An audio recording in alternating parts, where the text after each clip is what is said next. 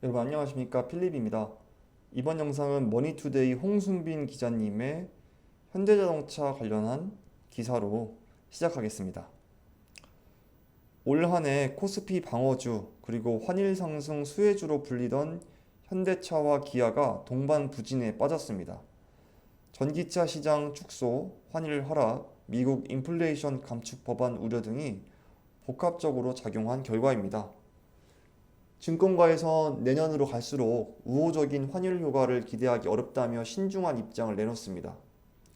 경기 회복에 따른 판매량 증가가 가시화돼야만 주가가 다시 상승할 수 있다는 의미입니다. 현대자동차는 19일 전 거래일보다 3,500원 내린 15만 9천원에 장을 마감했습니다. 장중 15만 7,500원까지 내려가면서 52주 신저가를 기록했습니다. 국내 완성차 업체뿐 아니라 부품 업체들의 주가도 하락하면서 장을 마감했습니다. 현대모비스, 만도, SL 등 장비 업체들 주가는 하락하면서 거래를 마쳤습니다. 자동차주는 올 들어 지난 3분기까지 환율 상승 수혜주로 꼽히면서 주가가 상승해왔습니다. 지난 3월 16만 2천원까지 하락했던 현대자동차 주가는 9월 2일 20만 3,500원까지 올랐습니다. 같은 기간 코스피 시가총액 1위인 삼성전자가 17.2% 하락한 것과 대조됩니다. 실제로 실적도 좋았습니다. 지난 2분기 현대차의 영업이익은 2조 9,798억 원을 기록했습니다.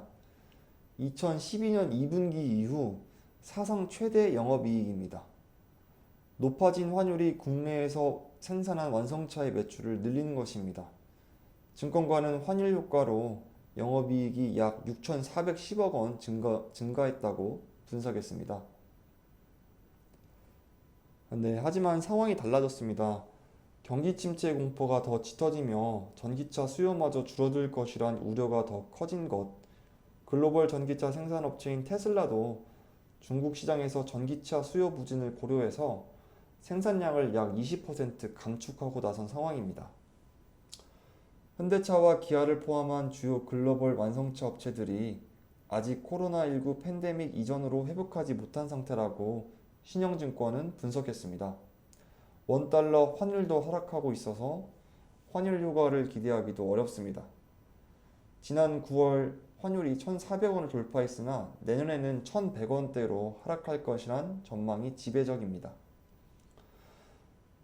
문용권 신용증권 연구원은 지난해에 이어 올해도 판가 인상, 인센티브 축소, 믹스 개선 등으로 완성차 업체들의 이익이 증가하고 있으나 그 강도가 약해지고 있다면서 내년 증이익을 위해선 판매량 성장이 얼마나 나타나는지가 관건이라고 분석했습니다.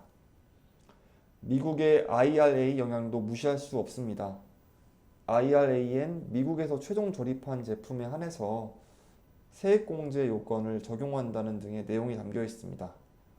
미국은 현대차와 기아의 주요 수출국인데 IRA에 따라 지원금 혜택을 받기 어려운 상황에 놓일 가능성이 있습니다. 한국 정부도 IRA에 선제적으로 대응하고 있지만 여전히 불확실한 상황입니다. 다행히 금융투자업계는 내년 글로벌 완성차 시장이 올해보다 4에서 5% 정도 확대될 것으로 보고 있습니다. 리오프닝 본격화로 인한 수요 증가, 공급망 차질 개선 등이 이루어질 것으로 기대한 것입니다.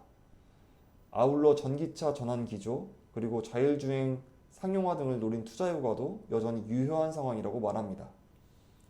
이번 달 미국 전기차 판매 대수가 주가 회복의 핵심 변수로 작용할 것이라며 IRA 적용, 유예와 관련한 다양한 불확실성이 변수로 존재하지만 글로벌 기준에서 봤을 때 이미 보조금은 축소 단계에 진입해서 주가의 부담 요인으로 계속 작용하기 힘들다고 유지웅 다올투자증권 연구원은 말했습니다.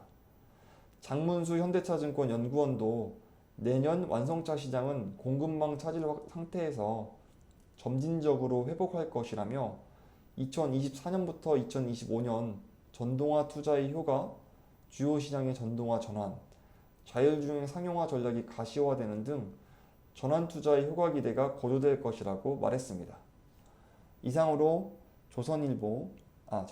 이상으로 머니투데이의 홍순빈 기자님께서 작성해주신 현대자동차가 주가가 하락한 이유 그리고 앞으로 어떻게 펼쳐질지를 예상해보는 기사였습니다. 긴 영상 시청해주셔서 정말 감사드리고 다음 영상에서 또 좋은 영상으로 찾아뵙도록 하겠습니다. 감사합니다.